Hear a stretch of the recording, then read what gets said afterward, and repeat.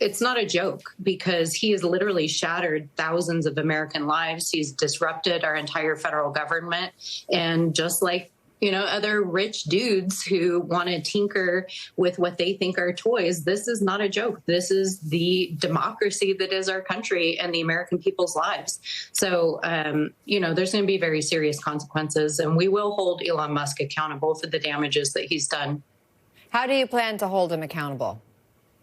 So at the current moment, obviously, Democrats are not in control of Congress, but the courts are our key tool right now. And I think it's important to observe that over the last 130 days that Elon Musk has been a special government employee, there are now over 200 federal court cases have been filed against the Trump administration for lawless behavior. That includes everything from illegal dismantling of USAID and letting children starve around the world.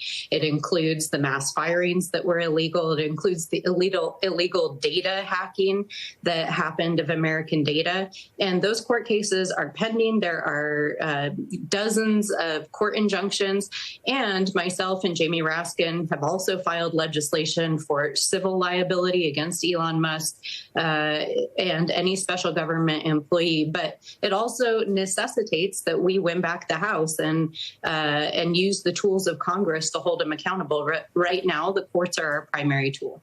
I mean, you talk about the fights in the courts, you discuss some of the impacts of DOGE, and yet we expect to see a united front between the president and Musk in this departure event today at the White House. If you were to just kind of boil it down, just 130 days, how do you see Musk's tenure as the president's right-hand billionaire? Yeah, I think it's important to not be lulled into a sense of complacency. This battle is not over yet. The White House has been very clear that DOGE is not going anywhere. And it's very clear that DOGE will now be transitioned to the work of OMB and Russell Vought, who is the architect of Project 2025, and in some ways a much more dangerous figure because he's worked in the White House previously. In fact, he was behind Donald Trump's illegal activities that led to his first impeachment. He understands the mechanisms of how the government works, and he's already transmitted a set of proposals to the Hill to make DOGE's cuts permanent. We also know that staff have burrowed in at every single agency in the last few weeks. They've been even more aggressive in entering agencies where there is clearly no executive jurisdiction. So I think it's important, Donald Trump is a master of distraction. We can't be distracted by this Oval Office dog and pony show they're going to roll out tonight, because even though Elon Musk may be exiting the building for now, the battle against DOGE is squarely still here, and we're going to have to continue to make sure that we hold them accountable.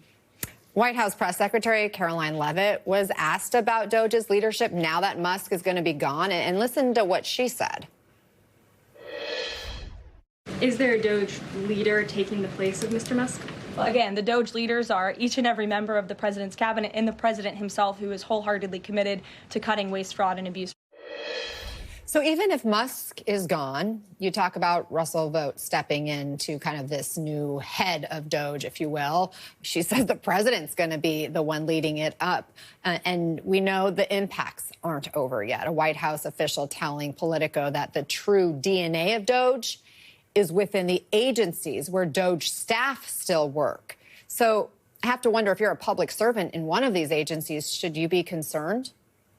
Oh, absolutely. I mean, we know that there are DOGE staff sitting in the cabinet secretary offices of almost every major agency.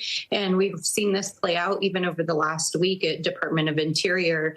The DOGE official who's sitting there essentially escorted a senior career official who spent 40 years of their life at the BLM out of the building because he wouldn't comply with essentially the activities that the DOGE appointee wanted them to do. But I also think, and I really want to make sure that people understand, that what DOGE is doing is not only not normal and in many cases not legal inside these agencies, they've gotten even more aggressive. In fact, over the last couple of weeks, they tried to enter congressional offices. Now, the executive has zero jurisdiction over Congress. The Constitution says this, but they've tried to enter GAO, they've tried to enter the Library of Congress, and even the Personnel Office for Congress. So what they're doing is getting even more aggressive, not less. So just because Musk is leaving, this is not the end. And while Musk may be stepping away from the day-to-day work of the administration, he will still be heavily involved in the government's happenings with his personal companies. You've said Musk benefited directly from his work with DOGE. So what can you, as a member of the Oversight Committee, do about that? Yeah, I mean, we've opened over 100 investigations into Elon Musk and DOGE's self-dealing. It's very clear that whatever his original intentions, Musk has utilized the opportunity to give himself massive amounts of government contracts. We know that he switched much of the federal government's communication systems to Starlink. In fact, one of the latest reports I just got yesterday was that he's doing it at NSF. We know that he's used his access to prime the pump for billions of dollars in DOD contracts for SpaceX.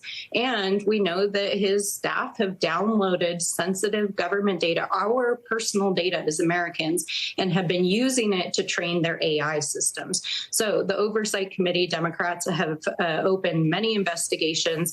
These are ongoing, and they are in coordination with our state attorney generals and these court cases that are pending, investigating what they're doing in the courts.